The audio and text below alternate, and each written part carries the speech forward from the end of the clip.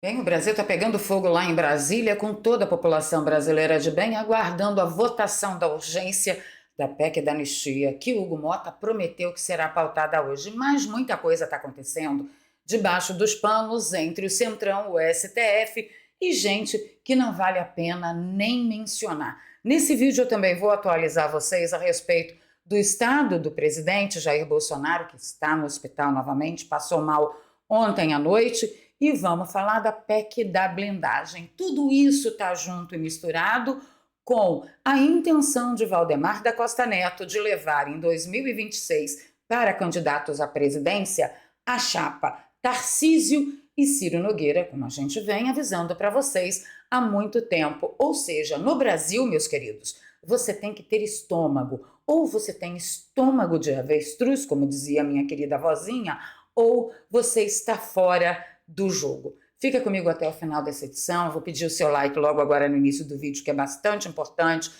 Capricha aí no compartilhamento nas redes sociais e nos grupos de Telegram e Zap, porque deu trabalho para eu correr e fazer essa edição extraordinária. Se você é novo por aqui, se inscreva no canal, ative o sininho, dá essa força para mim. E se você já é de casa, dá uma revisada em tudo aí. Vamos falar do estado do presidente. Flávio Bolsonaro atualizou hoje no início da tarde, que disse, né, o ex-presidente Jair Bolsonaro foi admitido no hospital da F-Star na tarde de 16 de setembro, ontem, devido ao quadro de vômitos, tontura, queda de pressão arterial, pré-síncope. Chegou na emergência do hospital desidratado com elevação de frequência cardíaca, queda de pressão arterial. Foram realizados exames laboratoriais e de imagem para investigação diagnóstica. Cara, eles descobriram tanta coisa quando o Bolsonaro foi ao hospital apenas para averiguar as manchinhas que ele tinha na pele. Olha quanta coisa! Desidratado, elevação de frequência cardíaca, queda de pressão arterial. Foi imediatamente, né, realizado o exame laboratorial e de imagem. Os exames evidenciaram persistência de anemia, alteração de função renal com elevação da creatinina. Realizou ressonância magnética do crânio para elucidação de quadro de tontura recorrente, que não mostrou alterações agudas, graças a Deus. Houve melhora parcial após a hidratação e o tratamento medicamentoso. Será reavaliado ao longo do dia para definição da necessidade de permanência em ambiente hospitalar. Então, eles vão rever se Bolsonaro precisa ou não ficar internado. É um homem que está lidando com todo tipo de perseguição e pressão, tanto dos inimigos quanto dos amigos ocultos, amigos de urso, que a minha avó chamava, né? Toda a minha honra aqui, a minha avó, que descanse em paz. Mas olha, tá muito ruim a perseguição, a pressão psicológica, a perseguição política. Gente, disseram à esquerda que isso era crime, né? Violência política, porque não tem outro nome para dar o que Jair Bolsonaro está sofrendo. Mas, enfim, oremos por ele. Vamos dar um pulinho e ver o que está acontecendo com o Eduardo Bolsonaro, porque o que aconteceu na manhã de hoje foi muito bom para que Eduardo Bolsonaro ficasse blindado para não perder o mandato com essas jogadas, né, e negociatas pútridas que acontecem ali nos bastidores de Brasília. Eles fizeram uma jogada e colocaram Eduardo Bolsonaro como líder da minoria, o que fez a Carol Detone, que concordou com a articulação, abrir mão da liderança, porque ela era a líder da minoria, tá? Ela diz que mesmo exilado, Eduardo tem demonstrado firmeza e dedicação na defesa das liberdades individuais e na luta pelo reequilíbrio entre os poderes, condição essencial para uma democracia plena. Parabéns, Carol, obrigada pela etapa. Porém, o que já está acontecendo por debaixo dos panos com a indicação de Eduardo Bolsonaro? Lindbergh Faria, o lindinho da lista da Odebrecht, já fala em acionar o STF para tentar barrar a indicação. Ora, diz Carol Detone, a escolha de líderes é uma prerrogativa dos partidos. No caso da minoria, cabe naturalmente ao PL, maior partido de oposição da Câmara. Judicializar essa decisão também é um absurdo e um desrespeito ao regimento e à própria democracia. Eu gostaria muito, Carol, que eles tivessem alguma consideração. Se eles não ligam nem para a Constituição Federal, vão ligar para regimento? Enfim, tem também uma notícia que eu fiquei sabendo hoje pela manhã pela professora Paula Marisa, que Eduardo Bolsonaro está em negociação com o PRTB para sair candidato à presidência, já deixar isso startado para caso algo pior aconteça, eles já estarem, né, absolutamente preparados. Eu vou nessa. O que você acha? Deixa aí nos comentários para mim. E aí, eu quero falar um pouquinho com vocês sobre a PEC da blindagem, porque, gente, aprovaram, tá? É um horror, é um horror. Mas, na atual conjuntura, eu gostaria que vocês sugerissem algo diferente. Vou explicar para vocês entenderem direitinho. A Câmara aprovou a PEC da blindagem. Olha só, é tão horrível essa PEC da blindagem que o texto permite a parlamentares, por exemplo, autorizarem prisão de colegas, tá? Só para você ter uma ideia. Determinadas pela justiça. Então, se a justiça mandar, os parlamentares autorizam. Veja, não precisava de uma PEC para isso. Agora, vocês acham que não terá uma determinação, por exemplo, do STF espúrio? Não é o STF do Brasil, não. É lá de Bangladesh do Sul. Uma decisão espúria e que a esquerda consiga aprovar essa, entendeu? É complicado. E aqui nós vemos o PT em peso votando contra. Mas por que o PT está votando contra? Porque hoje eles são amiguinhos e colegas de quem? De vocês sabem quem. O trecho promove uma série de alterações em temas como medidas cautelares, abertura de processos, foro privilegiado para deputados e senadores e presidentes de partido. A proposta é defendida por parlamentares de diferentes espectros da casa, em especial os do Centrão. Aí você pode se deparar com esse tipo de análise aqui.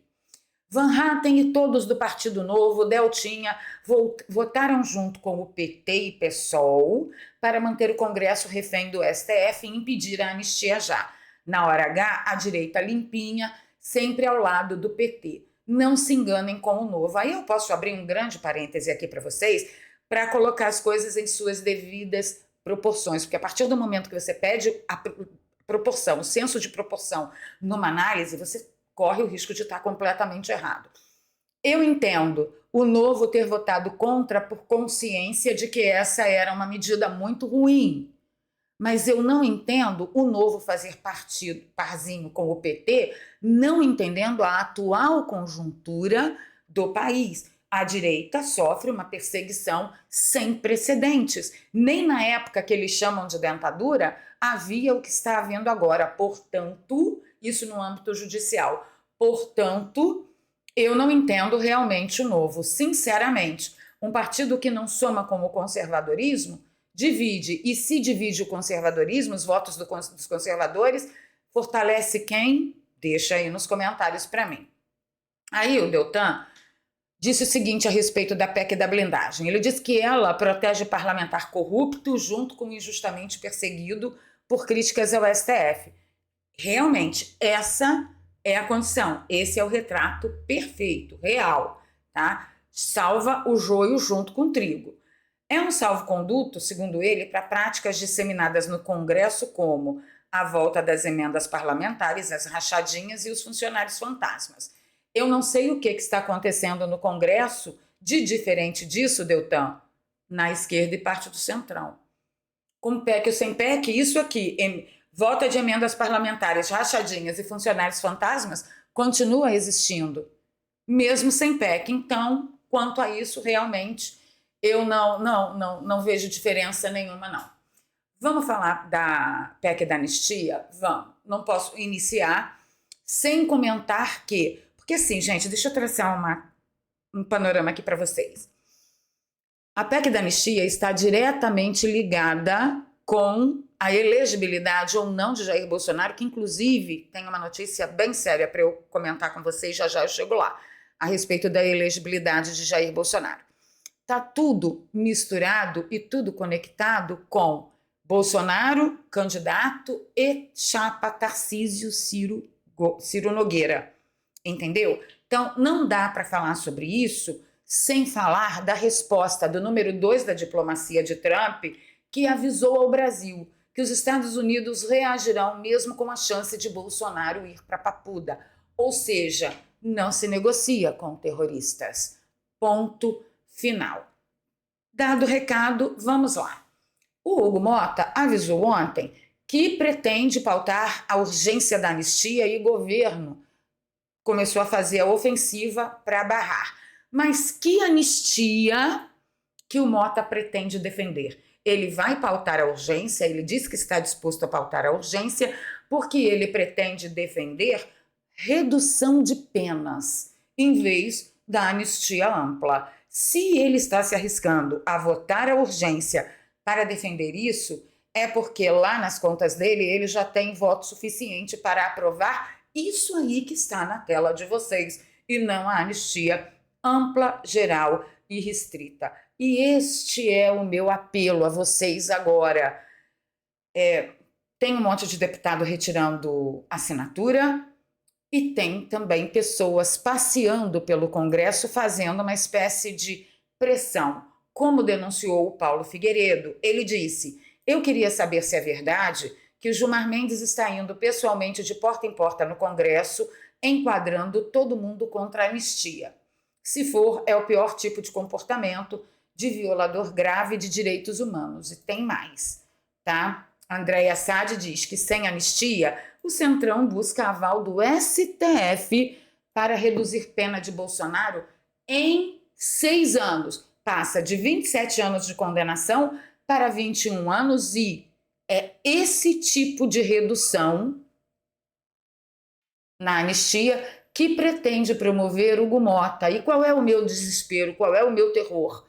Se ele está arriscando pautar a urgência da anistia, é porque ele já fez conta e essa aprovação está garantida, tá? No mesmo bojo, só que num caminho paralelo, Bolsonaro foca anistia penal, ou seja, para que as condenações lhe sejam desimputadas, e admite a aliados abrir mão de reverter a inelegibilidade. Ou seja, na atual conjuntura, Jair Bolsonaro está negociando não ter nenhuma condenação e não concorrer a candidato a 2026. Nós voltamos naquela época da baita estratégia das tesouras, onde a gente ainda não tinha voz, de ter o que o regime queria que sobrasse para nós.